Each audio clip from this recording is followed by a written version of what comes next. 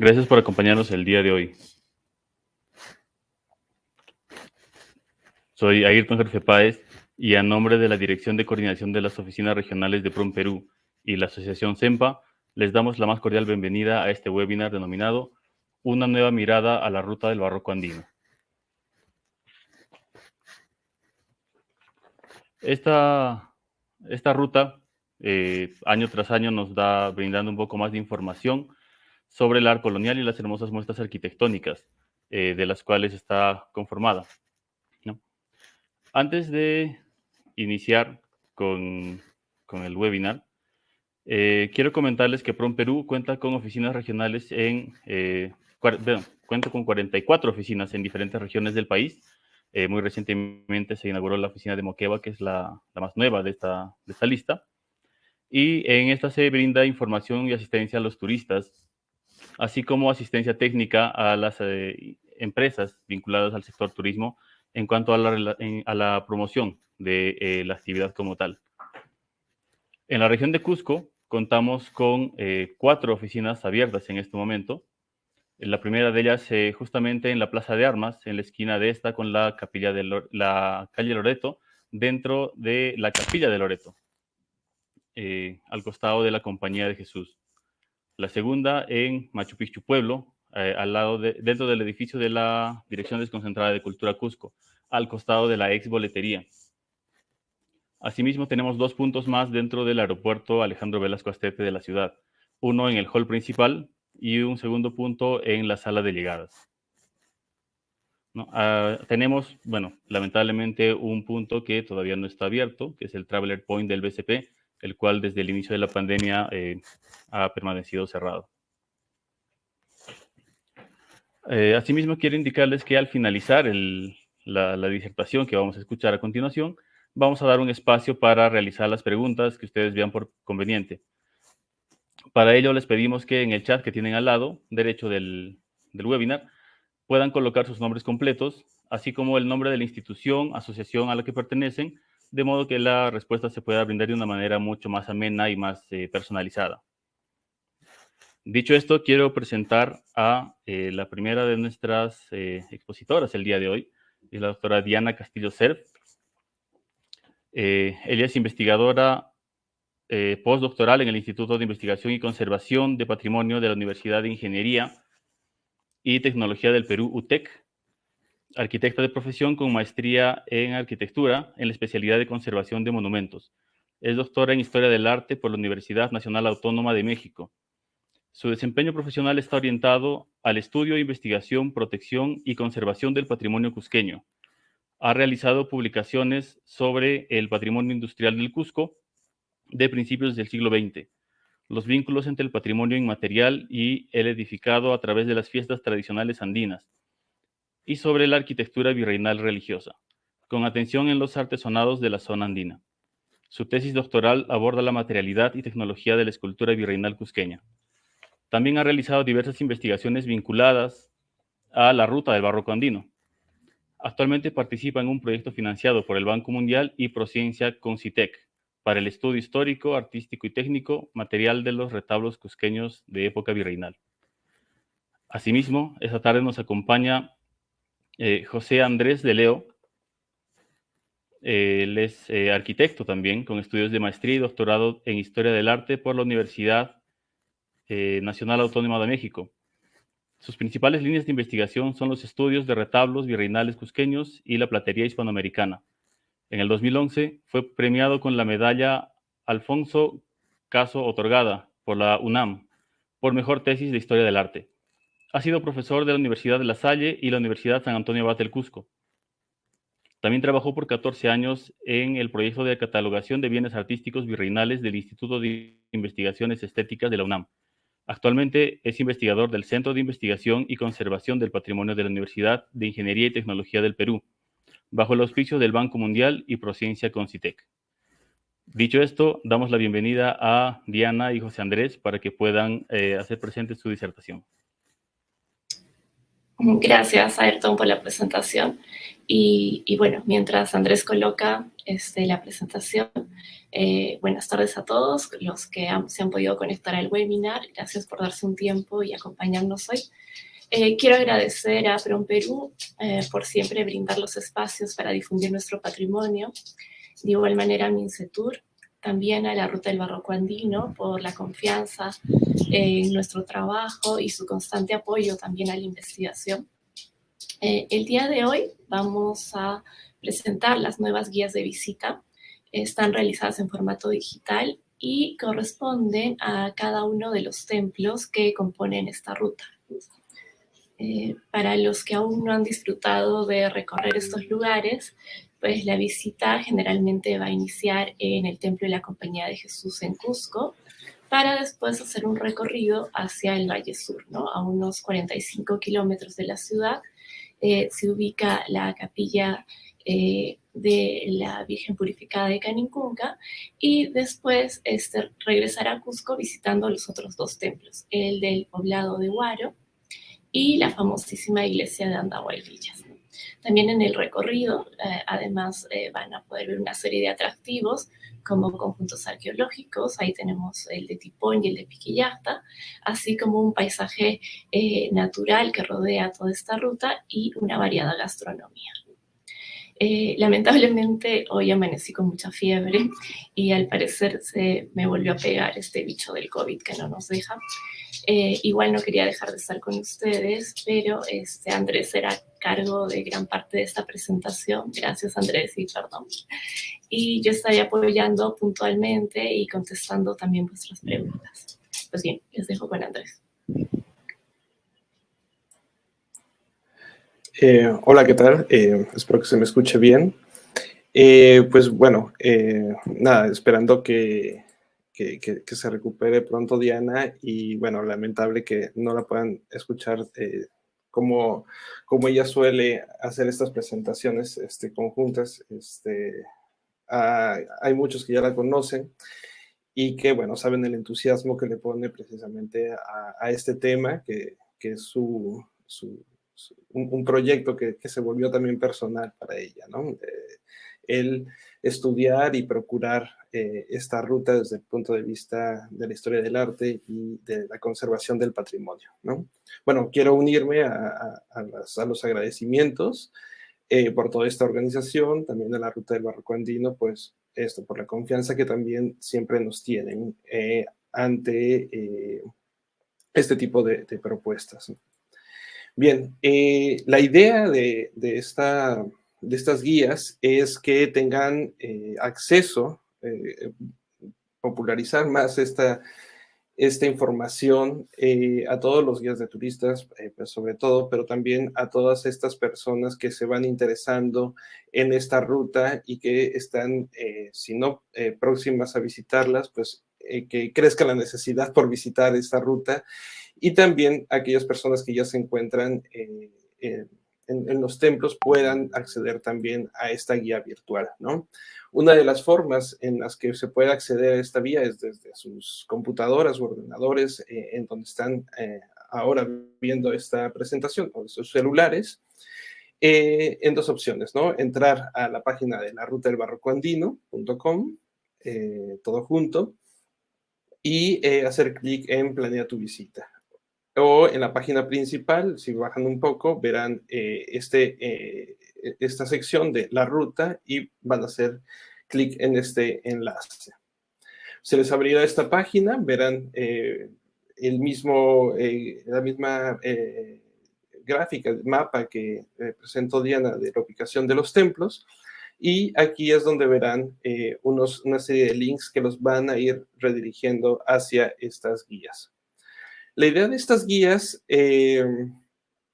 bueno, surge también con el propósito de que ustedes, ¿no? Desde, como les decía, desde la plataforma del celular, que puedan acceder a partir de un QR que está disponible en el acceso de cada uno de estos templos, e ir visitando el templo o cada uno de estos recintos con una selección de obras, una especie de curaduría de lo que pensamos y creemos, no, todo es importante dentro de cada uno de estos templos, pero que creemos que vale la pena irse con cierta información, ya aprovechando que están viendo las obras en vivo, ¿no?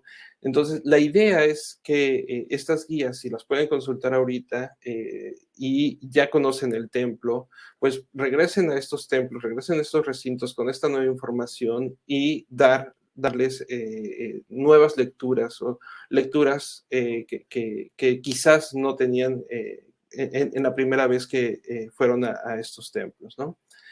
Bien, las páginas, bueno, esta es una general de las páginas que van a abrirse en el momento que hagan clic en cada una de estos links, estas guías, y verán que hay una serie de comandos. Pueden descargarlas con esta nubecita y esta flechita como un PDF para tenerlos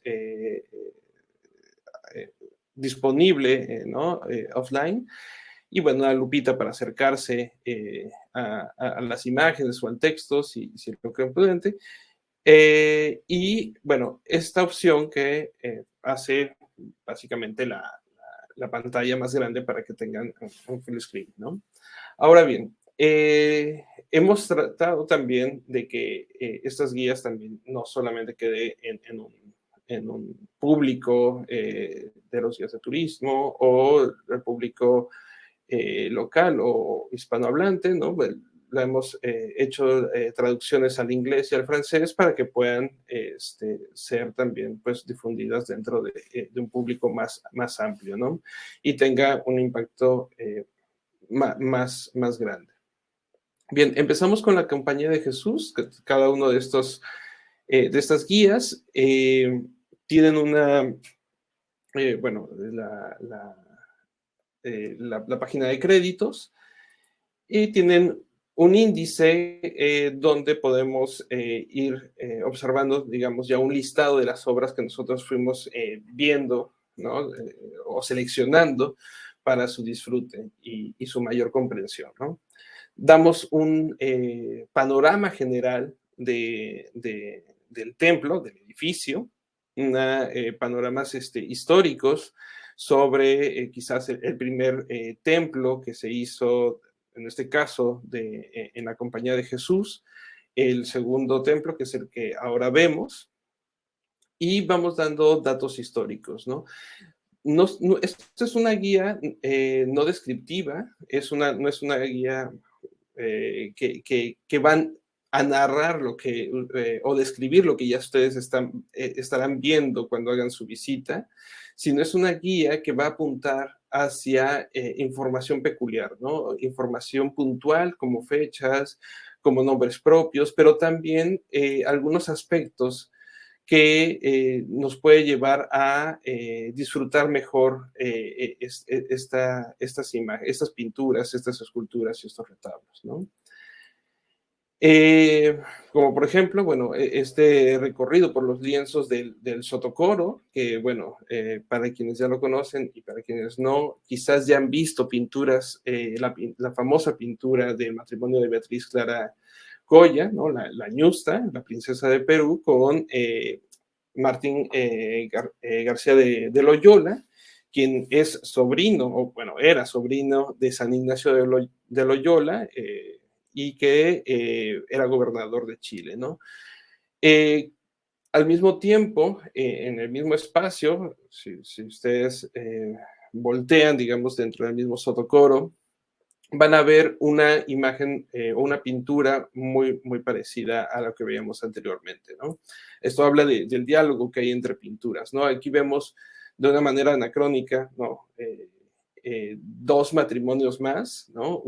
Donde se unen de cierta manera las familias de San Ignacio de Loyola y la de San Francisco Javier, ¿no? Con esas pinturas, ¿no? Lo que estamos viendo es precisamente este ímpetu que tiene la Compañía de Jesús por declararse dentro de un estamento social de primer orden dentro de lo complejo que era la sociedad cusqueña en este caso, ¿no? Donde había una nobleza inca a la cual se le daban ciertos privilegios y de los que los jesuitas también participaban de esos privilegios al hacer evidente estas uniones y lazos matrimoniales.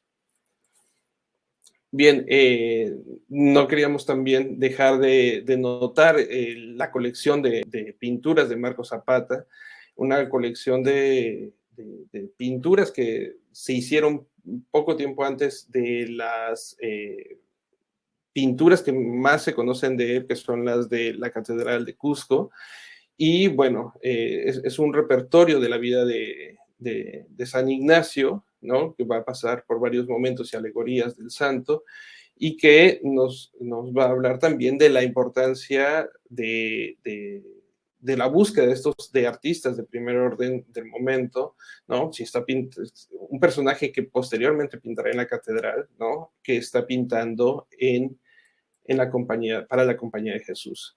También quisimos traer en colación, gracias a un proyecto que estamos desarrollando Diana y yo sobre los retablos virreinales de Cusco, desde hace un poco más de 2 años, investigaciones que hemos estado haciendo también nuevamente gracias a la apertura que ha tenido la Ruta del Barco Andino para propiciar la investigación, ¿no? De su arte. Y entre ello, bueno, quisimos destacar este retablo que nos habla de posibles procedencias, ¿no? Sabemos que los jesuitas fueron expulsados en el siglo XVIII y posteriormente el templo queda a disposición por mucho tiempo al clero secular.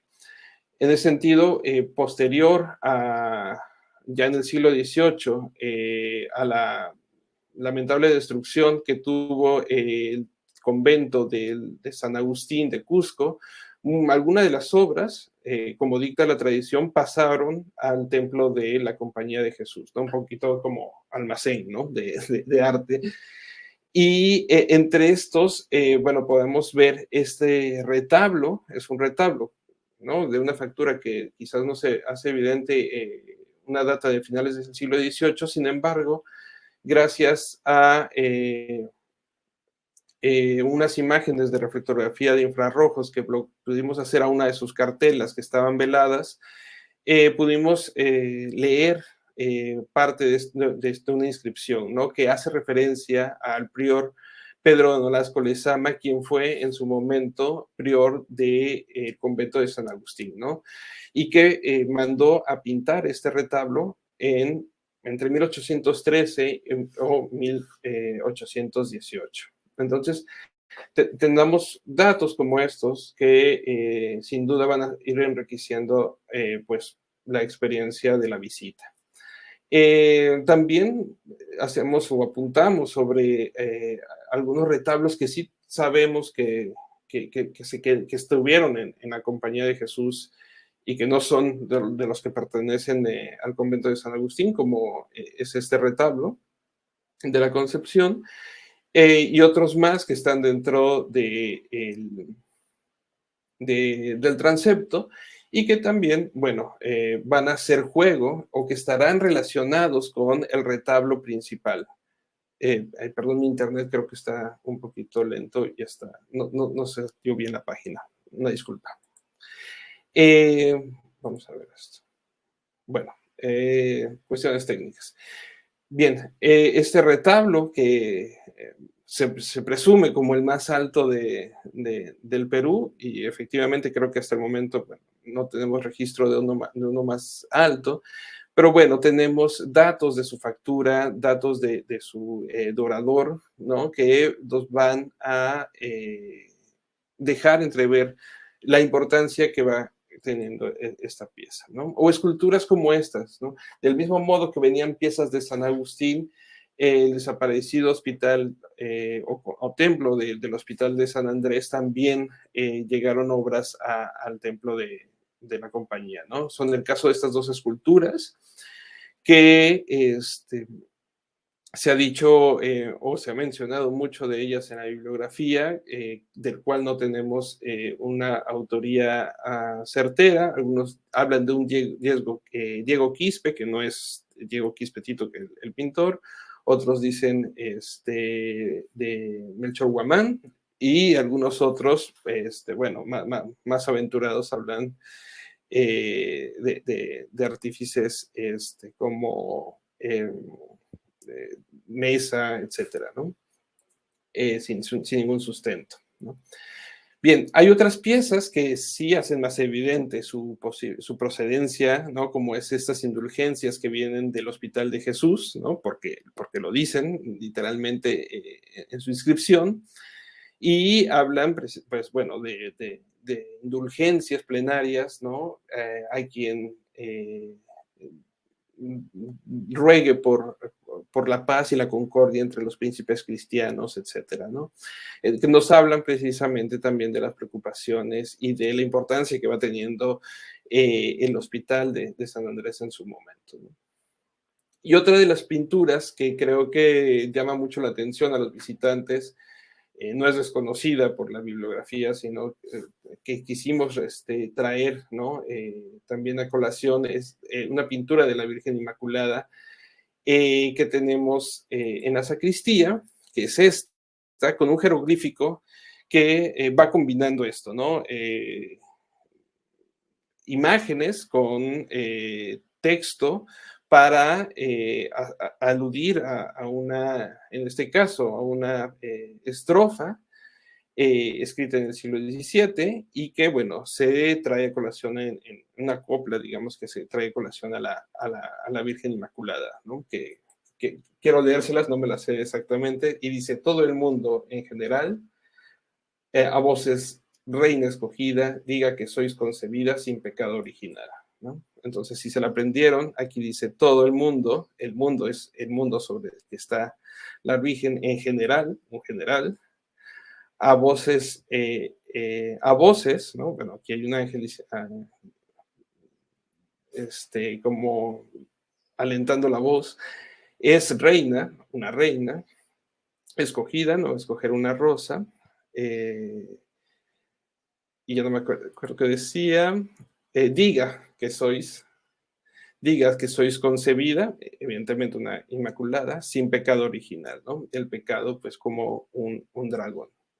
Bien, todas estas guías terminan con una bibliografía de donde hemos retomado información y también de donde se puede ampliar la información si es que requieren, pues, profundizar más en las investigaciones que se han hecho en torno a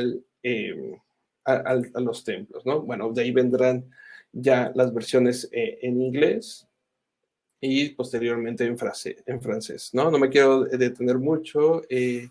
Bueno, vamos a ir comentando una a una un poco las piezas que vamos a ir, que seleccionamos para estas guías. Del mismo modo, bueno, cabe destacar que si le hacen clic en una de estas banderitas, pues bueno, nos va a redirigir directamente a la página donde comienza esto, ¿no? La versión en inglés, español o francés.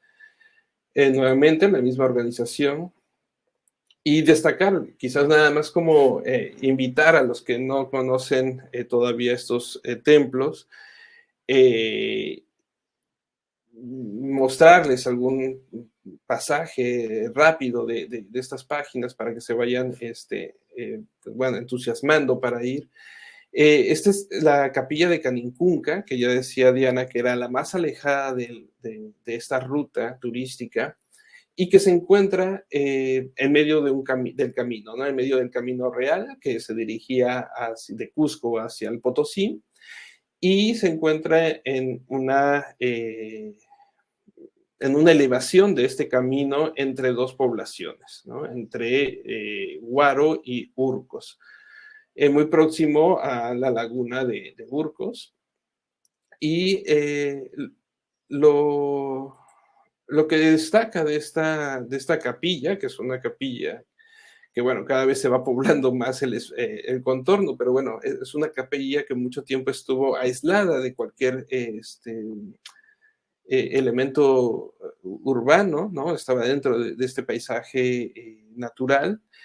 Pues bueno, alude un poco también a lo que se va encontrar dentro de este recinto, ¿no? Los textos que vamos a leer afuera van a aludir a lo que nos vamos a encontrar en la parte interior, ¿no? Que, por cierto, mal haría quien por aquí pasase, por descuido dejase de saludar a María, ¿no? Si deseas que tu tristeza se convierta en alegría, no pases, alma ingrata, sin rezar un Ave María, ¿no? Elocuentes palabras, pues, para no perderte, entrar en esta capilla.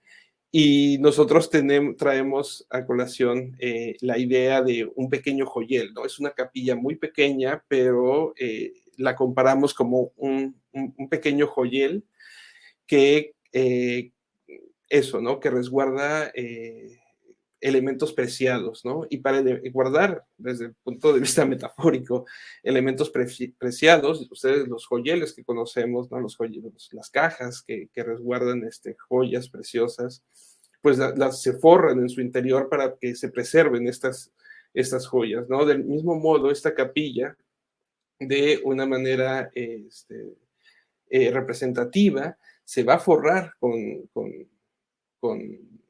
textiles, que en verdad son pinturas mural, ¿no? que va a representar textiles, textiles que nos van a recordar a los brocados o espolinados que en la época virreinal llegaban de Europa, había unos de la tierra, y principalmente de Asia, ¿no? De Filipinas.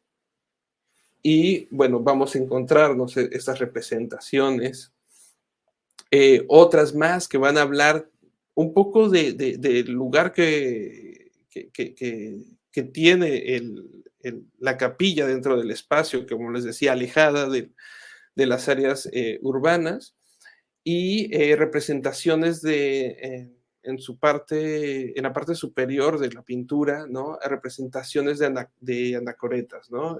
María Magdalena, San Jerónimo, San Antonio Abad, en su etapa ermitaña, ¿no? En el momento en el que ellos se alejan de los elementos que puedan distraer su contemplación o su meditación sobre la divinidad.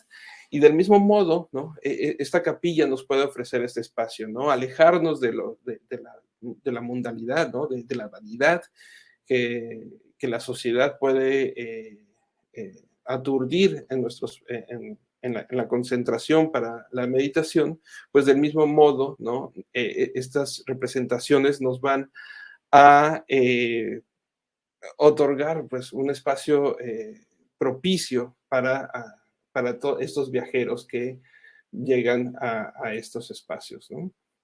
Y bueno, se habla más sobre las decoraciones, el tipo de decoraciones que vamos encontrando, tanto en la parte de los muros como en los techos, etcétera, ¿no? Otras imágenes que van a estar relacionadas también con el espacio que ocupa o el lugar en el que se encuentra geográficamente la capilla, ¿no? Tenemos una de las pocas imágenes aquí que se encuentran dentro de este recinto, son la de San Roque. Es un santo que se le colocaba precisamente en los caminos o a las entradas o salidas de las ciudades, como un santo protector precisamente de la peste, ¿no? Es por eso que cuando vayan, verán que porta un bule, un elemento iconográfico recurrente para identificar al santo, y en el cual se va a leer todavía una inscripción de época que dice medicamento, ¿no? Aludiendo precisamente a esta facultad que tiene de protector el santo, ¿no? Y bueno, no podría faltar la imagen que entroniza el altar mayor, que es la Virgen Purificada, ¿no? Conocida también como Virgen imagen de la Candelaria. Vemos que es una pintura que está plasmada no sobre un lienzo, como comúnmente lo podríamos encontrar en otros espacios, sino sobre el muro el muro testero de la capilla, ¿no? Es una imagen que está representando a una virgen sobre sus andas, ¿no? Como vemos en la parte inferior, lo que de cierta manera nos está diciendo o hablando que se trata de una representación de una escultura, ¿no? Un verdadero retrato, una efigie, y que posiblemente, no tenemos nada para comprobarlo, pero no dudamos que esté relacionada quizás con la Candelaria de Puno o la de Copacabana, ya que es la ruta que nos lleva precisamente hacia estas poblaciones. Bien, bueno, el retablo principal, como les decía, la Virgen está entronizando el retablo. El retablo lo que hace es enmarcar este espacio, ¿no? Abre un nicho que deja descubierto hacia el muro y que habla también de que como la devoción a la imagen que se plasma en el muro es la que genera, digamos, esta devoción que les digo, ¿no? Porque en muchos casos la pintura mural, ¿no? Al no poder ser una pieza que puede procesionar, una pieza que se puede vestir, etcétera, ¿no? En muchos casos las imágenes se suplantan por esculturas, ¿no? Que es lo más común que va a suceder a lo largo del tiempo. En este caso no. En este caso, a lo largo del tiempo se va a mantener la pintura mural como precisamente la imagen referencial de devoción. Y bien, piezas como esta, también el Cristo de Malta, que, bueno, que se distribuyen un sinnúmero de estas piezas a lo largo, principalmente en toda esta área del Perú y Bolivia también, donde habla precisamente de unas indulgencias que se le dan a quien rezace precisamente esta imagen, ¿no? Que nos traslada a una leyenda que dice que el demonio pintó este Cristo a petición de una mujer que le había vendido su alma y que a cambio de que le concediera todo lo que ella quisiera. Entre sus peticiones estaba que quería ver el momento en el que Cristo murió para burlarse de él, ¿no? Y el demonio, atemorizado de que cuando viera el Cristo se convirtiera, ¿no? Esta mujer, pues, lo pintó a pesar de este miedo, dado que era parte del trato que le tenía que conceder todas sus peticiones, ¿no? En ese momento lo pinta y efectivamente la mujer milagrosamente se convierte y pues bueno, regresa el alma al buen camino. Y bueno, la representación característica de los dos soles, ¿no? Ya que es parte de una imagen, ¿no? Alegórica que se desarrolla en la literatura, ¿no? Que es la muerte de los dos soles, ¿no? O el renacimiento también de los dos soles, ¿no? Que es el sol, el astral, el sol astral que se eclipsa en el momento de la muerte de Cristo, y el sol de justicia que también en ese momento se eclipsa, ¿no? De ahí esa representación de los dos soles. Y bueno, nuevamente una bibliografía y continuará con las versiones en inglés y francés. Bien. Para el caso de Huaro, lo mismo, un poquito la misma composición inicial. Veremos nuevamente también un índice.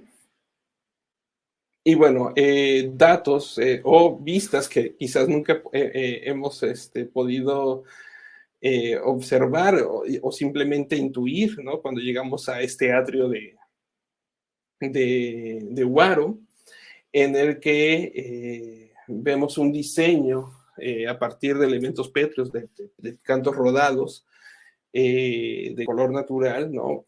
Se fue formando esta alfombra que cubre todo el atrio, ¿no? Un diseño geométrico que se perfila con una cenefa central, ¿no? Que va a llevarnos hacia el acceso del templo, ¿no? Y quisimos colocar también este tipo de imágenes que muy difícilmente podemos ver, ¿no? Estando ahí, y que solamente podemos intuir qué diseño se podría ver ahí, ¿no? Creo que sin duda lo que más va a destacar de Huaro, lo que más se ha destacado de Huaro, son las postrimerías, son estas pinturas que nos hablan de los momentos previos y posteriores a la muerte, que son pintadas por la mano de Tadeo Escalante, ¿no? Sin embargo, también queremos hacer notar que gran parte de la pintura que vemos en Huaro, en la nave de Huaro principalmente, data de 1720, ¿no? Es una obra que manda a hacer el padre o el cura Jara de la Cerda, y que la pintura que hace Tadeo Escalante es de 1802, ¿no? Y esas diferencias de pincel, incluso tonalidades, es posible verlas aún, por ejemplo, en esta cenefa y en relación con los colores que podemos observar en esta escena del árbol de la vida, ¿no? El árbol de la vida lo que está representando es el momento justo de la muerte de estos personajes que se encuentran en la parte superior del árbol, en la copa del árbol, que están divirtiéndose, viviendo de la banalidad, de los lujos, de la música, de la algarabía, sin percatarse, ¿no? Sin percatarse que hay una lucha por sus almas, ¿no? Y esta lucha la hace el demonio, que trata de asir con una cuerda estas ramas, en ese sentido, estas almas a su haber, mientras que la muerte está talando el tronco de la vida del árbol, y Cristo tocando el momento de la muerte, no tocando la campana del fin de la vida. Mientras tanto, ¿no? La Virgen suplica misericordia ante su Hijo, precisamente por estas almas, para que tengan una oportunidad más y que puedan redimir esta vida, redimir sus pecados. Son pinturas moralizantes, ¿no? Que nos van a hablar precisamente o hacernos conscientes o propiciar a la conciencia de los actos de la vida a partir del punto exacto de la muerte, ¿no? Donde ya no hay tiempo. Del mismo sentido, se representa la muerte en la casa del pobre y la muerte en la casa del rico.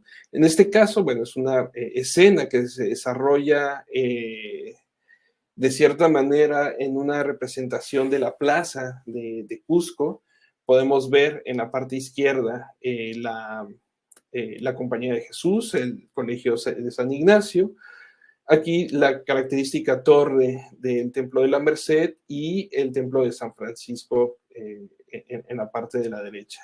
Se ve en la parte de la plaza, ¿no? Como si estuviera en medio de la plaza una casa con los muros abiertos para ver la escena interior, un moribundo que en posición orante espera el viático que cruza la plaza, ¿no? Con un sacerdote para recibirlo como su última comunión, y en el mismo sentido, pues también la confesión de sus pecados. Algo diferente va a pasar en la casa del rico, donde la muerte llega de una manera abrupta, inesperada, dentro de un festín, ¿no? Dentro de un festín de lujos, de banquetes, de alcohol, ¿no? Que de cierta manera propicia a una no reflexión sobre los actos, y en ese sentido la muerte llega de una manera así repentina, sin darles la oportunidad a estas personas para el arrepentimiento. De igual forma, una alegoría de la muerte que vemos en la página derecha, donde vemos esto, ¿no? Vemos a la muerte con su guadaña, elementos que hablan precisamente del uso de esta guadaña, ¿no? Como los elementos de guerra que arrasan con vidas masivas, ¿no? Donde la presencia de la muerte es muy latente. La muerte también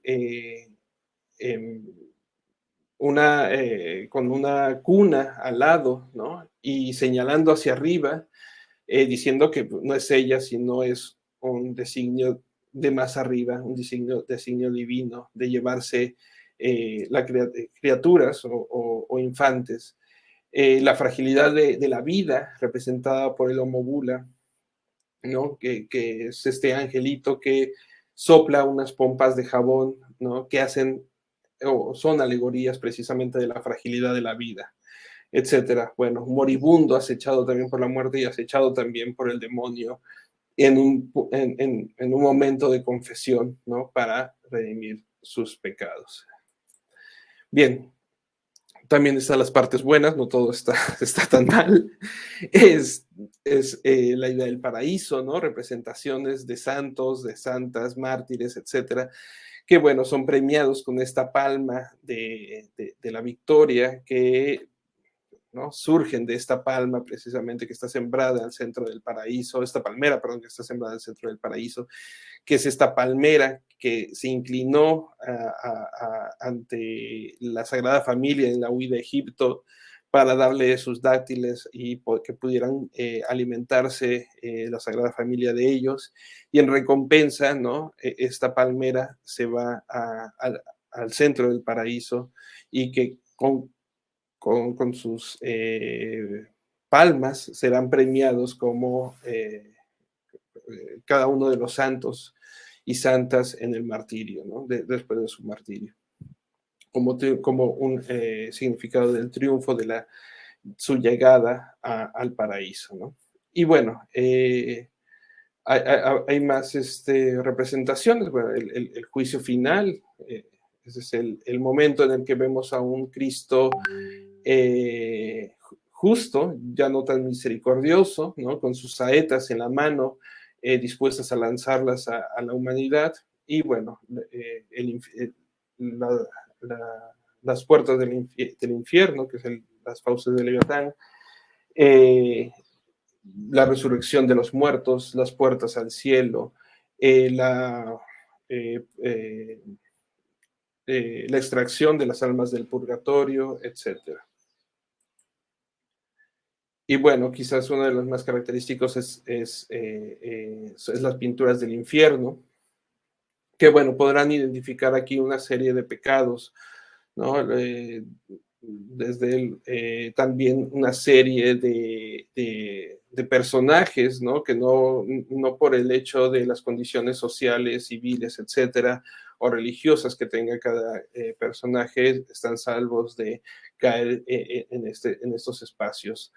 Hemos extraído en sí algunas estrofas de las que están inscritas dentro del mismo templo y que son poco visibles, ¿no? Y que van hablando un poco de los tormentos y un poco más también de los pecados que estamos viendo dentro de estas representaciones. Bien, eso es un poco de lo que ya les hablaba, los adornos que se habían hecho por parte del padre Jara de la Cerda, que había hecho en 1720 y que nos hablan nuevamente de estas representaciones textiles y elementos también o escenas como la coronación de la Virgen, etcétera. Asimismo vamos a ver alegorías, bueno, representaciones que nos va a hacer énfasis al Agnus Dei relacionada con San Juan Bautista, o ángeles portando elementos que nos hacen referencia a la pureza de la Virgen, que vienen de la letanía lauretana. En fin, como escudos nobiliarios que van a hacer referencia a la casa de los Habsburgo también. En 1720. Bueno, más allá de eso, vemos también algunas piezas o restos de retablos, como es este pequeño sagrario. Es un sagrario que, bien pensamos, es parte de la composición del retablo principal, de lo que fue el primer retablo principal que contrató Martín de Torres con el pintor Luis de Riaño. Luis de Riaño, ya veremos más adelante, es un pintor que trabajó en Andahuelillas en tiempo de Juan Pérez de Bocanegra, y que, bueno, es contratado para hacer este dorado y policromía de este retablo. Y bueno, tenemos la oportunidad todavía de ver este resto de esta pieza, ¿no? Bueno, referencias a algunas pinturas, referencias a otros retablos, como este retablo, que vale la pena por sí solo ya visitar también este templo. Que es uno de los pocos retablos, quizás yo creo que es el retablo más, no es el más antiguo hasta el momento, registrado dentro de este circuito de estos tres, cuatro templos, pero es el que tenemos todavía de pie. Creo que es el más completo que tenemos en este recinto y más antiguo. De los retablos que tenemos. Bueno, y también referencias al artesonado del presbiterio, que también por sí solo vale la pena para visitar el templo. En fin, y del mismo modo, bibliografía que nos hace referencia al mismo templo. Y bueno, quiero concluir con Andahuelillas, quiero ir más rápido. Diana, no sé cómo te sientes. Bueno, si no, le sigo yo con todo gusto. No, si quieres, sigo. Si quieres, sí, sigo ¿no? para darte un respiro. Bueno, como gustes. Y ya te pido auxilio si no puedo respirar. No, mentira. Bien, pues la última guía que les traemos es la de Andahuaylillas, el famoso templo de Andahuaylillas que seguro muchos de ustedes conocen. Y aquí de igual manera damos algunos datos iniciales, unos datos históricos sobre, por ejemplo, cómo era antes denominado el pueblo de Andahuaylillas. Era como Antahuaylla la Chica, ¿no? Después ya devino en este nombre de Andahuaylillas. Y bueno, algunos datos sobre el templo, su construcción, algunas figuras de padres importantes como Pérez de Bocanegra, y bueno, todos los datos duros ahí y que tenemos y que se han extraído muchos de publicaciones anteriores, y también datos de investigación de archivo. Algo interesante que vamos a encontrar en Andahuaylillas son estos textos propiciatorios, ¿no? Los textos que nos van contando y van haciendo referencia a lo que vamos a encontrar dentro. Y empiezan por la fachada. Después de la restauración, los trabajos de restauración que se hicieron desde el año 2009 hasta el 2015 con el apoyo de la World Monument Fund, y en el que tuve pues el privilegio de participar, se pudo poner en valor todo esto y rescatar mucho de la pintura mural que estaba cubierta por capas de cal y muchas veces repintes, ¿no? Entonces, en este texto inicial tenemos esta que dice: bien fundada es la casa de Dios sobre roca firme, que es Pedro, ¿no? Haciendo clara alusión a la devoción y a quien está abocado el templo, que es a San Pedro. La siguiente, por favor. La siguiente diapositiva. Listo. Bien, ni bien entramos al templo, en el muro de pies, o sea, si entramos y nos giramos hacia la portada, vamos a poder ver esta impresionante pintura mural que representa el camino al cielo y el camino al infierno. También existen muchos estudios al respecto, que está saliendo de un grabado flamenco de Bierik, ¿no? De finales del siglo XVI, y que se retoma y se plasma en todo este muro, dejando un espacio para la puerta, ¿no? Y ahí tenemos una serie de letras distribuidas en la pintura mural, en las distintas escenas, que corresponden a los textos de abajo, ¿no? Cada letra corresponde a un texto y son salmos que nos van narrando estas historias, ¿no? Como lo difícil del camino hacia el cielo, lleno de espinas, y también lo fácil relativamente y todas las tentaciones que existen y que nos dirigen hacia el camino al infierno, ¿no? La siguiente. Bien, también a lo largo de todo el templo y centrándonos en la pintura mural, vamos a tener mucho de arquitectura pintada. Y son interesantes estas dos portadas que están también debajo del sotocoro. Por un lado tenemos la portada de ingreso al coro, ¿no? Que también tiene una serie de textos que hacen alusión en latín a alabanzas a Dios desde el coro y te hablan de instrumentos musicales que se tocan para alabar. Y por el otro lado tenemos la portada de ingreso al bautisterio. Si quieres dar la siguiente. Listo, esta es la famosa portada pentalingüe, también muy conocida, y es interesante porque se tiene este texto que dice, ¿no? Yo te bendigo en el nombre del Padre, del Hijo y del Espíritu Santo, amén, que está escrita en 5 idiomas. Tenemos en español, como ven abajo, también está en latín, en la cartela superior, y está en quechua, aymara y puquina, ¿no? Era, pues, sobre todo creemos una especie de herramienta memotécnica que servía a los sacerdotes para impartir el sacramento del bautismo, ¿no? Que es a donde que nos lleva esta portada, ¿no? Y bueno, al interior tenemos este lienzo de Luis de Riaño, firmado en 1626, y que también pues está haciendo alusión al bautismo de Cristo, y dentro vamos a encontrar una serie de elementos líticos reutilizados, antiguas parchas incas que han sido pintadas con pigmentos verdes y se le ha colocado pan de oro en algunos casos y que se han reutilizado para estos usos. La siguiente. Bien, ya entrando por esta otra portada que les comentaba, la que nos lleva al coro, pues subimos unos escalones y llegamos al coro. Y aquí en el coro tenemos una pintura mural interesante, esta ya es como la parte del tímpano, del muro de pies, y es donde se unen dos escenas. Por un lado, la anunciación del ángel a María, y por el otro, el tiempo de preparación hacia recibir a Cristo, el nacimiento de Cristo, ¿no? Vemos en este óculo alrededor una serie de círculos con textos, y estos corresponden a las antífonas mayores que se cantan días antes del nacimiento de Jesús, ¿no? Desde el 17 de diciembre se va cantando cada día una letra, entonces ahí dice, oh Adonai, o Radix, o Emanuel, o Clavix, o Rex, o Orions, etcétera, ¿no?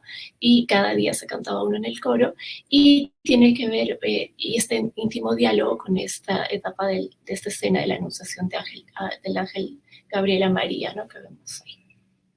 Y pues la siguiente.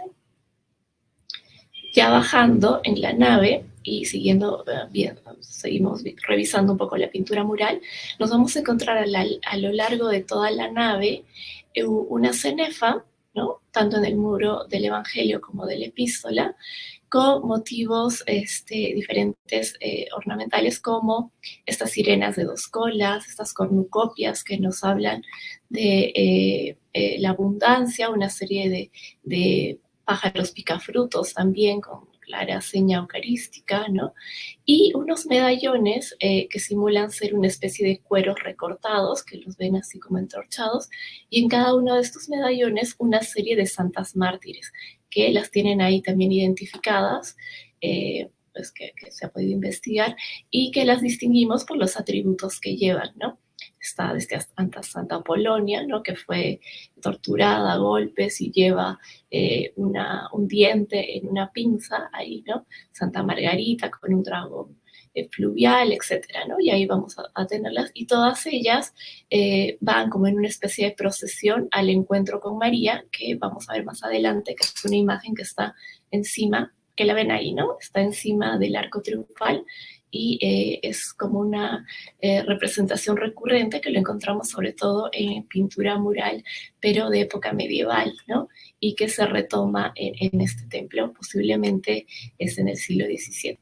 Y bueno, y en la parte, si en la parte inferior teníamos esta serie de pinturas de las santas mártires, en la parte superior tenemos estos grandes lienzos, estos lienzos de gran formato con unos marcos también tallados y dorados, que lo que sabemos, bueno, que nos narran la vida de San Pedro y San Pablo, pero lo que sabemos de ellos es que fueron encargados por el obispo Manuel de Molinero y Angulo, su segunda visita que hace este obispo al templo de Andahuaylillas, ¿no? No sabemos el nombre del artífice, pero sí quién lo encargó, ¿no? Y fue este importante personaje para la historia y el arte cusqueño. La siguiente. Y bueno, ya acercándonos hacia el arco triunfal, en el lado del muro del Evangelio, tenemos este impresionante retablo, que corresponde al retablo del Santo Cristo. Y lo interesante de esto es que durante los trabajos de restauración que les mencionaba, se pudo poner en valor un retablo anterior que existía detrás, ¿no? Detrás de la imagen del crucificado que ven ahí, pueden ver aún restos del retablo primigenio de posiblemente las primeras décadas del siglo XVII, que está hecho en mampostería, en yeso, dorado y policromado. Y después ya a mediados del siglo XVII y en el siglo XVIII se termina, bueno, el siglo XVIII se termina de hacer los dos últimos cuerpos de este retablo de madera y bueno, al final del siglo XVII se hace el primer cuerpo, ¿no? Y bueno, también tenemos esta impresionante imagen que ahora es conocida como el Señor de los Temblores, pero originalmente pues era la imagen del Santo Cristo, así se la tiene en la documentación de la época. Bien, si quieres la siguiente. Y bueno, ya situándonos en el presbiterio, pues ya me pasó. Ya situándonos en el presbiterio, pues vamos a tener una serie también de pinturas murales, muchas de ellas, como les dije, recuperadas durante el trabajo de restauración. Antes uno entraba al presbiterio y podía ver los templos todos pintados con pintura rosada de pared, los látex, y después de los trabajos minuciosos de intervención se pudo recuperar lo que existía debajo y ahí, no sé si logran ver, junto a la cancela, donde está el angelito ahí orando, ahí es un punto donde se pueden evidenciar tres momentos de pintura, ¿no? Uno del siglo XVII, otro de finales del siglo XVII, inicios del XVIII y también del siglo XIX. Bien, si quieres la siguiente. Y bueno, aquí no sé, Andrés, si quieres darle tú a mí ya. Hola, sí. Hola, ya. Gracias. Sí, para que no te esfuerces más. Bueno, este es el retablo principal. El retablo principal, bueno, se caracteriza, o una de sus peculiaridades es que, bueno, si recordamos, el templo está dedicado a San Pedro apóstol. Sin embargo, la Virgen que tenemos, o la imagen que tenemos, es una Virgen del Rosario, ¿no? Esto nos habla también de los cambios devocionales que va teniendo en el tiempo, ¿no? Durante el proceso de restauración se localizó el San Pedro, que posiblemente entronizaba este retablo, o el primer retablo que se tiene constancia tuvo este templo, y que también nos habla de los momentos o los cambios que fue teniendo devocionales este templo con relación con la expulsión de los jesuitas, ¿no? Que fue también, es conocido que los jesuitas tenían cierta devoción y preferencia a San Pedro como pontífice, como lo vemos representado en esta imagen, y que tras su expulsión, bueno, también las devociones de cierta manera a las que estaban relacionadas los jesuitas, también se fueron removiendo, ¿no?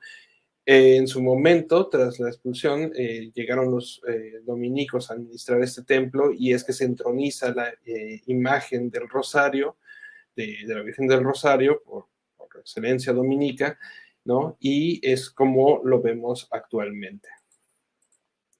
Bueno, pinturas también de Luis de Riaño que vamos a ver más allá de la que nos mostró ya Diana, la del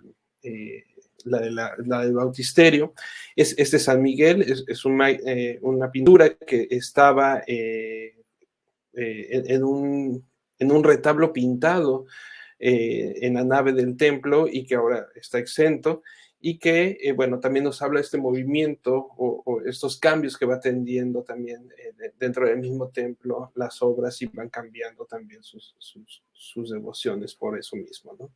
Viene el artesonado, un artesonado que de primera instancia nos puede recordar a un artesonado de madera como el que mostrábamos hace un momento en Huaro. Sin embargo, tras las restauraciones en las que estuvo participando Diana, se dieron cuenta que se trataba no de madera cerrada y ensamblada, como supone ser una estructura de madera de este tipo, un techo de una estructura de este tipo, y que fueron viendo que sí, tienen un alma de madera, pero recubierta de barro, para dar estos perfiles o estas simulaciones de madera cerrada y que con sus ensambles, ¿no?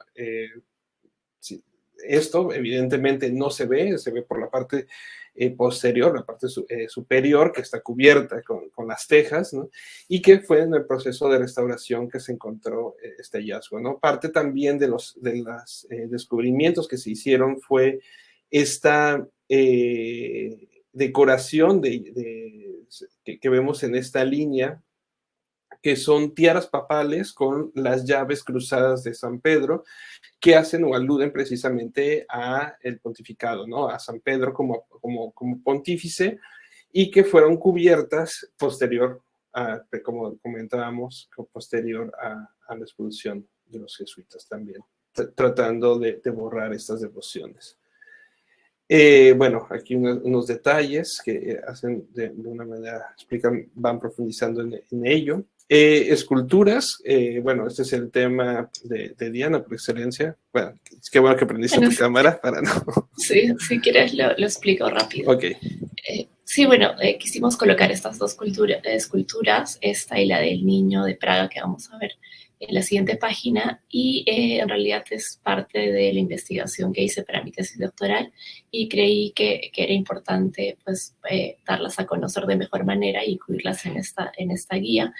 Por un lado tenemos la imagen de San Sebastián que se remonta un poco o sale del modelo de, bueno, los que son de Cusco conocerán a la imagen conocida como el Chapacu, que era la imagen primigenia del templo de San Sebastián de la parroquia de Cusco, y que lamentablemente se perdió en el incendio que hubo en el 2016, ¿no? Entonces, esta imagen fue muy importante a finales del siglo XVI, era una talla en madera preciosa, porque durante la peste, la fuerte peste que asoló en ese momento toda la región de Cusco, pues se vieron obligados, pues ante que no bajaba esta peste, a llevar en procesión desde su parroquia de San Sebastián a la Catedral de Cusco a la imagen esta del Chapacu, ¿no? Bautizada como el Chapacu justamente por su poder de protector, ¿no? Se hicieron una serie de misas en la catedral y peticiones, etcétera, durante varias semanas, hasta que finalmente aplacó este brote de la peste. Entonces, esta imagen se popularizó muchísimo y en ese momento se hacen réplicas, ¿no? De esta efigie, pero ya no en madera, sino en el material que era propio de la zona, como se venían confeccionando las esculturas en ese momento, y que es a base de maguey. Y una de ellas es esta, es de las más antiguas que tiene el templo de Andahuaylillas y que sale justo de este modelo del Chapacu. Y otra, por ejemplo, la podemos encontrar en Huarocondo, en el templo de Huarocondo, que también corresponde a la misma época, ¿no? Esta perdió el anda. En realidad, antes de la restauración la encontramos en un almacén con la cabeza zafada, parte del brazo había perdido, el anda y el árbol, y se restituyó todo un poco para devolverle la devoción, ¿no? Además, de acuerdo a la documentación, en Andahuaylillas existía una antigua capilla dedicada a esta imagen también, ¿no? Que ahora pues, ya no existe más. Y la siguiente, si puedes pasar, Andrés, es este niño Jesús que llegó a nuestros días como el niño de Praga, con esa devoción, pero que al rastrear pues, datos sobre esta imagen, pues correspondió a una antigua imagen de la cofradía del Dulce Nombre de Jesús, que en algún momento, y esto motivado por la orden jesuita, vistió estos elementos propios de la nobleza inca, que era la mascaipacha, el unco y las sandalias, y fue tenido como o bajo la devoción del niño Jesús inca, ¿no? Después, en una de las visitas que hace también Molinedo, ¿no? En esta que encarga los lienzos que vimos de San Pedro, también pide que a esta imagen se le quite los rayos, se le quite la mascaipacha que trae y se le ponga rayos o corona imperial, ¿no? Es interesante formalmente esta imagen porque tiene algunos rasgos inclusive tardogóticos y que están en correspondencia con una serie de imágenes del mismo tipo y posiblemente de principios del siglo XVII, finales del XVI, que hay en toda la región de Cusco. Y bueno, en Andahuaylillas esta imagen pues es la que sobrevivió y que ya en el siglo XIX, cuando se promociona mucho la devoción al niño pues, de Praga, muta, ¿no? Se transforma y llegó a nuestros días pues, con esta devoción del niño de Praga, como todos estos otros niños que en algún momento fueron tenidos como niños Jesús incas, ¿no?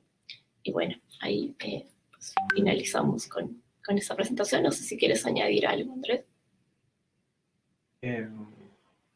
No, nada, solamente pues nada, agradecer y bueno, agradecer también el esfuerzo que hiciste por hablar y no dejarme todo, y más que tú sabes más sobre este templo que nadie más. Entonces, pues nada.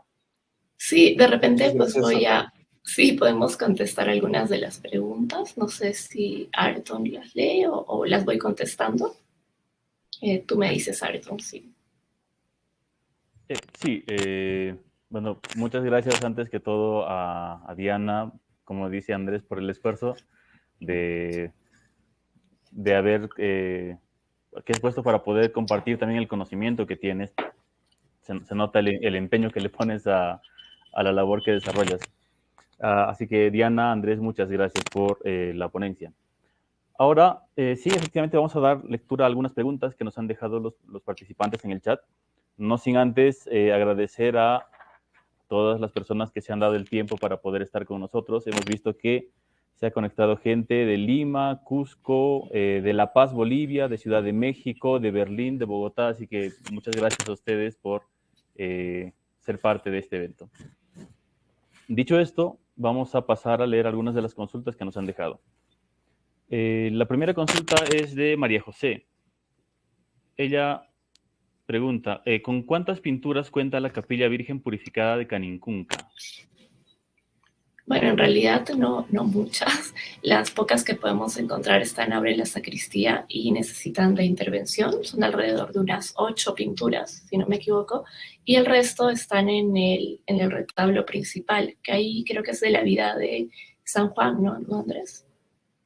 Sí, bueno, es una serie también donde se va relacionando la vida de Cristo con la vida como infante y la vida de San Juan, como su primo, y que alude precisamente a la pertenencia quizás parroquial, que es de San Juan Bautista de Guaro. Sí.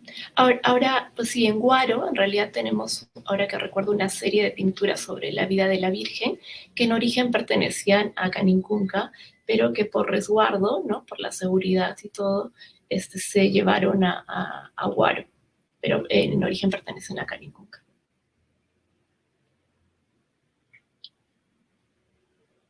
No te escuchamos. Mil disculpas. Muchas gracias por la respuesta. A ver, pasamos con la siguiente, formulada por Sandro Tapia Moscoso.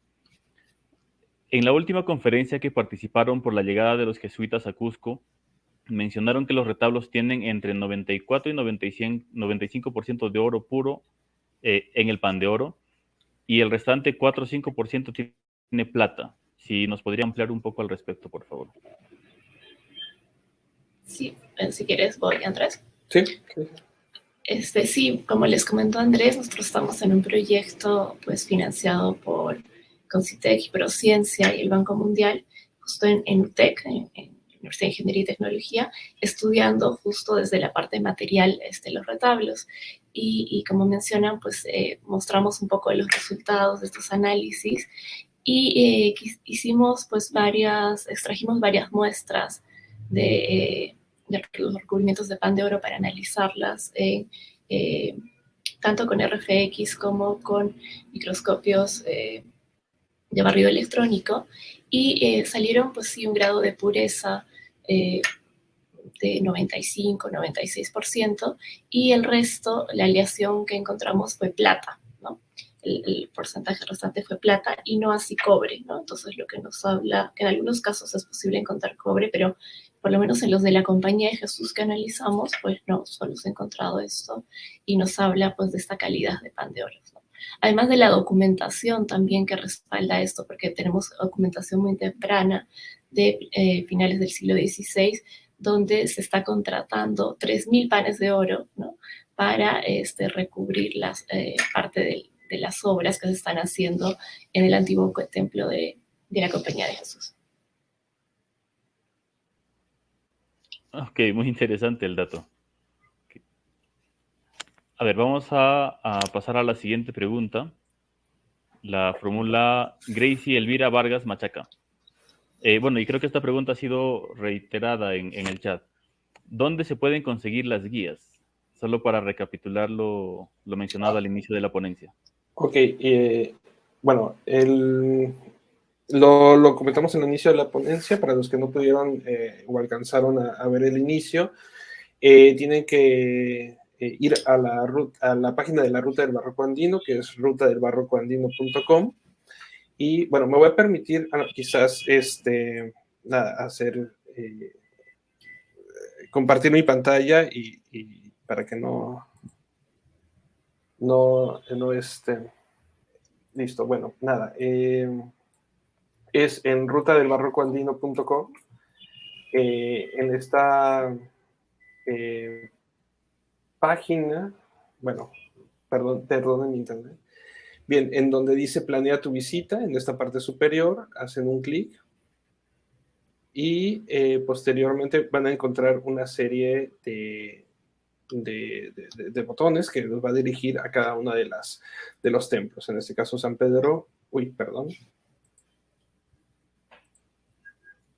los va a dirigir, bueno, para no hacerlo más largo, a todas estas páginas que van a tener precisamente esta presentación, y donde podrán descargarlas de manera gratuita con este icono de la nube, ¿no? Entonces, estará disponible ahí, o dentro de los templos, antes del acceso de los templos, cuando compren su boleto de acceso, ahí hay unos carteles con el QR que podrán también registrar con su teléfono y descargarlos. Perfecto, Andrés, muchas gracias. Pasamos a una nueva consulta. María José nuevamente nos pregunta, ¿a estos templos se puede hacer visita durante todo el año o quizás hay alguna temporada en la que permanecen cerrados por mantenimiento? No, la visita es todo el año. Igual, para pues, mayor consulta, les recomiendo que escriban a la Ruta del Barroco Andino. Algunos conocen a Franco Febres, pues muchos de los guías que hoy se han conectado, y comunicándose con los de la ruta del Barroco Andino, también puede ver la posibilidad de acceder a sitios que normalmente no son accesibles, como campanarios, torres, etcétera, ¿no? Otros espacios que están reservados y que tal vez por el aforo no están abiertos siempre, pero si lo planifican con anticipación, pues pueden tener acceso a estos otros lugares. Ok, perfecto. Así que ya saben, si quieren una visita más amplia, a organizarlo con tiempo.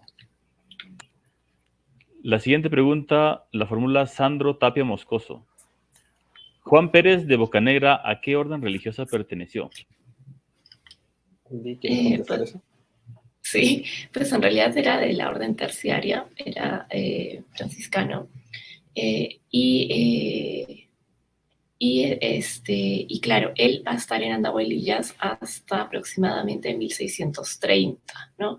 De ahí hay una disputa ingresan los jesuitas a la administración, ¿no? Pero él pues es franciscano en origen. Ok, ahí está el dato para complementar la explicación. Lucy Juiro nos pregunta, buenas tardes. En los trabajos de restauración, ¿qué obras o imágenes se pudieron recuperar? En las de Andahuaylillas, uy, un montón, un montón. Sobre todo el templo de Andahuaylillas antes había sufrido, sí, reparaciones, intervenciones desde los años 80, sobre todo en las cubiertas, ¿no? Que es lo que más se deteriora, y en las pinturas murales que habían sido más estudiadas, curiosamente, que es la pintura mural que veíamos del Camino al Cielo y al Infierno, y las santas mártires que están en la nave. Pero la zona del presbiterio era la más deteriorada y las capillas también, ¿no? Y dentro de las capillas encontrábamos pues pedazos de brazos, cabezas, pedazos de retablos, etcétera. Y muchas obras después de la intervención pues no tenían un lugar destinado en ningún retablo o en ninguna hornacina del templo porque estuvieron muchos años en desuso. Entonces, por eso se decidió, ya que se habían restaurado las capillas y se habían habilitado, ponerlas con un sentido un poco museográfico y generar una especie de podios blancos donde van a poder encontrar que están puestas muchas de las imágenes, sobre todo escultóricas, que se pudieron recuperar, ¿no? Y también, pues cuando planifiquen su visita con anticipación y puedan acceder al campanario de Andahuaylillas, van a ver que en todo el recorrido también hay una serie de esculturas ahí. Hay restos de un retablo de mampostería que se ha colocado ahí simulando cuál pudo haber sido la disposición de estos elementos. Y también en la torre campanario hay una serie de elementos líticos, hay que muestran, ¿no?, estas piedras incas reutilizadas, hay estos ladrillos pasteleros de múltiples formas y bueno, que muestra un poquito también de la historia constructiva y material del templo. Perfecto, muchas gracias. Seguimos con la consulta de Rosa Olivea Hermosa. El templo cuenta con 2 púlpitos. ¿A qué se debe? Bueno, quizás no es común en los templos parroquiales encontrar 2 púlpitos, quizás sea más común en las catedrales, pero bueno, es para cantar precisamente el Evangelio y la epístola en el momento de las celebraciones, ¿no? Esa es su función principal, ¿no? Que no es muy común, repito, encontrarlo en las parroquias, pero sí es más propio, digamos, de las catedrales, ¿no? Sí, y en el caso de Andahuaylillas, pues también corresponden a épocas muy diferentes. Puede ser que en algún momento haya quedado en desuso el que está en el muro del Evangelio, que es el de finales del siglo XVI, y el de madera, pues ya se adaptó, ya aparece en el siglo XVIII, ¿no? Porque está sobrepuesto sobre la pintura mural original y tiene una serie de modificaciones. Entonces de ahí también te viene a las épocas diferentes. Y bueno, para apuntar nada más que la iconografía del segundo púlpito, pues alude más al momento de la presencia dominica, ¿no? Más a la segunda mitad del siglo XVIII. Ok, perfecto. Pasamos con la consulta de Victoria Morales. ¿Se ha considerado musear la joyería que guarda la capilla de Andahuaylillas? De hecho, está museada. Está, bueno, es una pequeña exposición que está dentro del espacio del mismo templo y que de la misma forma, si se requiere visitar, pues nada, también lo pueden coordinar con Franco para pues, su visita, ¿no? Y eso y los otros espacios que comentaba Diana. Sí, en realidad es un espacio que justo Andrés trabajó ahí. Él fue como especialista justo en platería, pues él fue el curador de esta sala. Y pues en realidad son pocas piezas, muchas de las piezas de platería se perdieron en el robo que hubo en 1995, me parece que robaron el templo, pero todavía pues hay algunas piezas ahí que vale la pena visitar y conocer. Ok, así que ya saben, preguntando se puede conocer esos espacios. La siguiente pregunta es de Saskia Prieto. ¿Hay alguna relación entre esta ruta y la del barroco puneño? No, que sepamos, ¿no? Esta es una ruta turística que nació justo pues, en el marco un poco de la restauración de Andahuaylillas y una serie de factores que se confluyeron para generarla y pues se decidió por colocarle ese nombre, ¿no? Un nombre más comercial que fue Ruta del Barroco Andino. Y bueno, pero no, a eso sí desconocemos. Ok. La siguiente consulta es de Carlos López Bocanegra. ¿Se ha encontrado otras imágenes con antigua advocación del Niño Jesús? Sí, del Niño Jesús, sí, hay muchísimas imágenes. Yo tuve la oportunidad de hacer una estancia de investigación en el Centro de Restauración de Tipón y ahí pude ver pues varias piezas que habían sido restauradas con características similares a esta imagen, ¿no? Por ejemplo, en Caicay también hay una.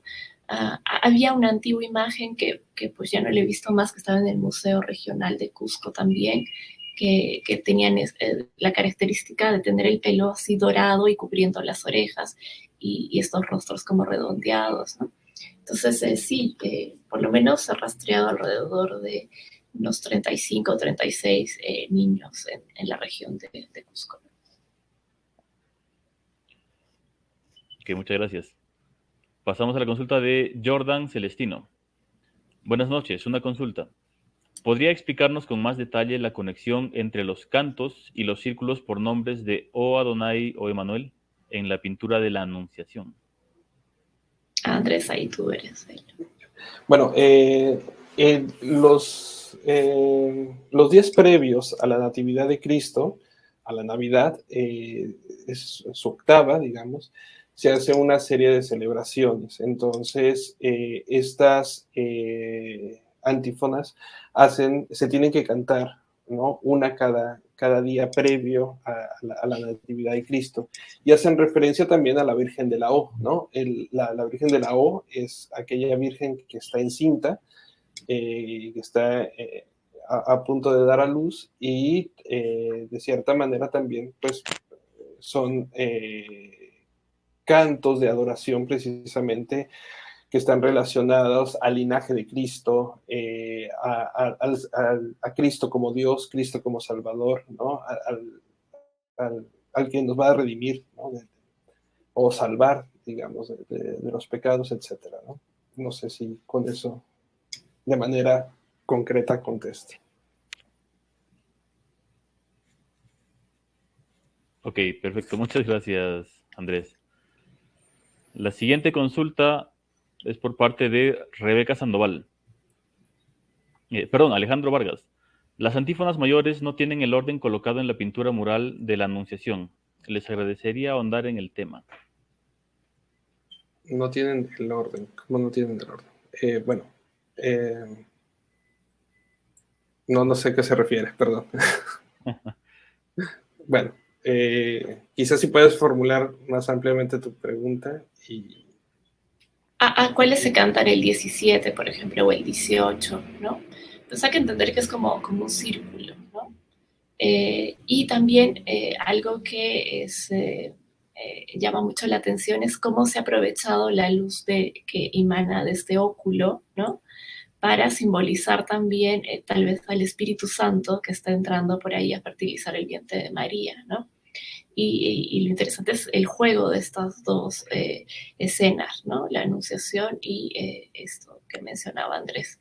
Y sí, bueno, cada día se canta uno. Yo creo que hace referencia a eso, porque el día 17 se canta una antífona, el 18 otra y otra. Y no, la verdad es que ahorita no recuerdo cuál debería ser el orden. Creo que el 17 se comienza con sapentía. Yo creo que sí está bien el orden, solamente que está incompleto el texto, ¿no? El primero es, creo que solo se ve la A y la N, entonces el 17 es o sapientía o sabiduría, y después viene Adonai, el 18, Radix, el 19, yo creo que va por ese lado un poco la pregunta. Ok, pues eso. Excelente, muchas gracias. La siguiente consulta, ahora sí, de Rebeca Sandoval. Sobre el templo de San Pedro, ¿qué material utilizaron en la construcción del techo? Del artesonado. Sí, eso es pues algo que hemos mostrado en algunas oportunidades ya, cuando hemos hablado de Andahuaylillas a mayor profundidad.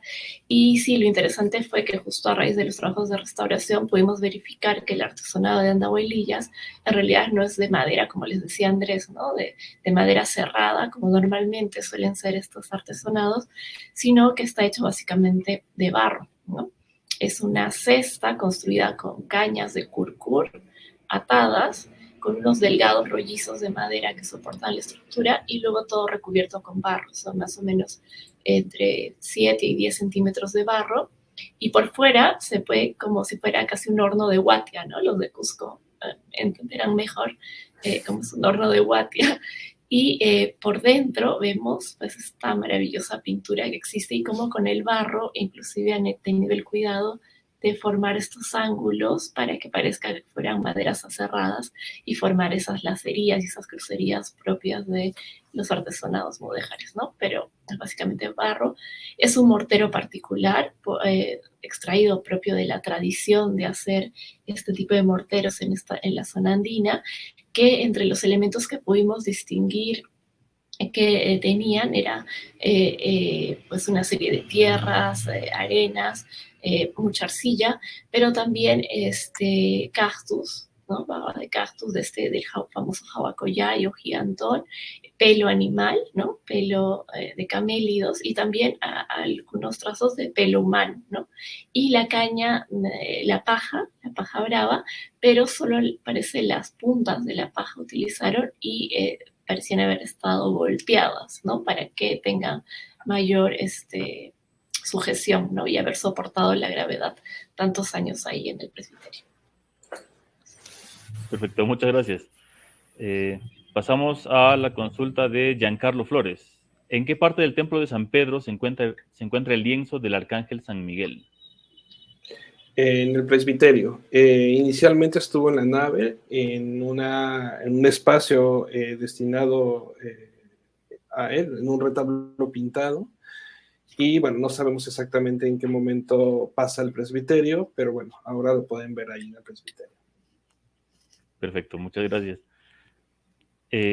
Rosemary Enciso Castro nos pregunta, además de la restauración a nivel de pinturas o mobiliario, ¿se están realizando trabajos de reforzamiento estructural de alguna iglesia en la ruta? Sí, bueno, ahora, pues como saben, ya Andahuaylillas fue restaurado, se terminó la restauración en el 2015. Huaro también fue intervenido antes de Andahuaylillas, el 2008 me parece que se terminó la restauración, también con apoyo de la World Monument y el Ministerio de Cultura. Y el templo en realidad que falta intervenir es Canincunca y para el cual estamos buscando financiamiento, bueno, se está buscando financiamiento ya desde hace muchos años, desde inclusive la época en que se venía interviniendo Andahuaylillas, y hubieron muchas iniciativas, pero que no se concretaron, ¿no? Entonces, pues todavía está a la espera de encontrar un alma caritativa que invierta y que pues, podamos poner en valor también, más aún, ¿no? Este templo. Perfecto, muchas gracias. Y vamos a cerrar la ronda de preguntas con la formulada por Fidel Gamarra. Él indica, disculpen, ¿cuándo aproximadamente se rubricó en las 4 lenguas de la Puerta del Baptisterio? Leí en un libro que la última persona que habló puquina era en Andahuaylillas. ¿Qué información tienen ustedes al respecto? Pues creemos que estas pinturas corresponden a la época de Pérez de Bocanegra, o sea, estamos hablando entre 1608 y 1630, y posiblemente en compañía de Luis de Riaño, ¿no? Del pintor Luis de Riaño que esté participando de esto. Y bueno, no sé si quieres agregar algo más, Andrés. No, solamente, sí, eso, estamos hablando de los primeros años del siglo XVII. Y bueno, sobre quién fue el último que habló puquina, bueno, pues no tenemos más referencias si fue en Andahuaylillas o en otro sitio. Sí, me parece que todavía sigue, o bueno, ustedes sabrán más sobre el tema de las lenguas. Sí, y se le atribuye un poco a Pérez de Bocanegra, porque justamente Pérez de Bocanegra publica en 1631 este manual y formulario que está traducido al quechua y al aymara, ¿no? Entonces, pues era conocedor, y además ahí en la portada de este texto que publica se habla, ¿no?, de su habilidad con estas lenguas originarias y de los naturales. Ok, perfecto. Muchas gracias una vez más a Diana y Andrés por la información que nos han facilitado en esta ponencia. Mil disculpas a las personas que han formulado algunas preguntas que no han podido ser contestadas o que no las hemos pasado ahora en el webinar por un tema de tiempos también. Sin embargo, quiero también compartirles el correo que Franco Febres nos ha pasado en el chat para algunas consultas adicionales que puedan realizar. Asociación SEMPA, lo tienen ahí en el chat, lo pueden buscar, asociacionsempa@gmail.com o rutadelbarrocoandino@gmail.com. Algunas consultas adicionales que ustedes quieran realizar, pueden formularlas a estos dos correos electrónicos. Y bueno, reiterar también el agradecimiento a las personas que se han conectado desde Buenos Aires, que nos estaban reclamando en el chat, en la ciudad de Arequipa y Nueva York. Así que hemos tenido una muy buena afluencia desde varias partes del mundo. Dicho esto, bueno, quiero reiterar el agradecimiento a nuestros dos ponentes, Diana y Andrés, por haberse tomado el tiempo de haber compartido con todos nosotros vuestro conocimiento. Y a nombre de la oficina de IPERÚ, ahí tienen nuestros contactos de